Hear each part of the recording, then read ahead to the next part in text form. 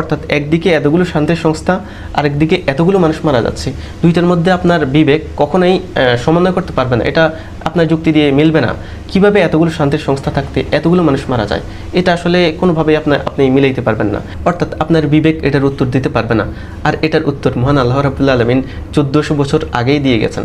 অর্থাৎ আমরা আজকে এটা নিয়ে প্রশ্ন করতেছি, কিন্তু মহান আল্লাহ রাব্বুল আলামিন 1400 বছর আগে এটার উত্তর দিয়ে গেছেন। আগে উত্তর পরে প্রশ্ন, কি একটা অদ্ভুত জিনিস। যেমন মহান আল্লাহ রাব্বুল আলামিন পবিত্র কোরআনে বলেন যে ওয়া ইযা কিলা লাহুম লা তুফসিদু ফিল আরদি, আর যখন তাদেরকে বলা হয় যে তোমরা জমিনে ফাসাদ সৃষ্টি করো না, ক্বালু, তারা বলে ইন্নামা নাহনু মুসলিহুন, অর্থাৎ আমরা তো কেবল সংশোধনকারী বা আমরা তো শুধু শান্তি স্থাপনকারী।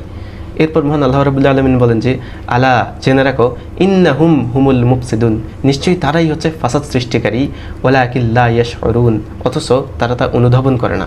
চিন্তা করেন, আমরা এটা নিয়ে আজকে প্রশ্ন করতেছি, অথচ উত্তরটা কিন্তু মহান আল্লাহ রাব্বুল আলামিন 1400 বছর আগে দিয়ে গেছেন। কি একটা অদ্ভুত জিনিস, আগে উত্তর পরে প্রশ্ন। দুনিয়ার নিয়মে হয় কি, আগে প্রশ্ন করি পরে উত্তর দিই, কিন্তু এখানে মহান আল্লাহ রাব্বুল আলামিন আগেই উত্তর দিয়ে গেছেন, এখন আসি আমরা প্রশ্ন করতেছি।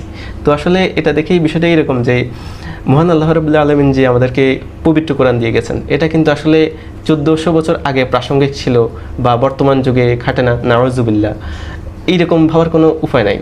পবিত্র কোরআন 1400 বছর আগে যেই রকম প্রাসঙ্গিক ছিল, বর্তমান যুগে একই রকম প্রাসঙ্গিক, এবং ভবিষ্যতে যতগুলো যুগ আসবে প্রত্যেকটা যুগেই পবিত্র কোরআন প্রাসঙ্গিক থাকবে।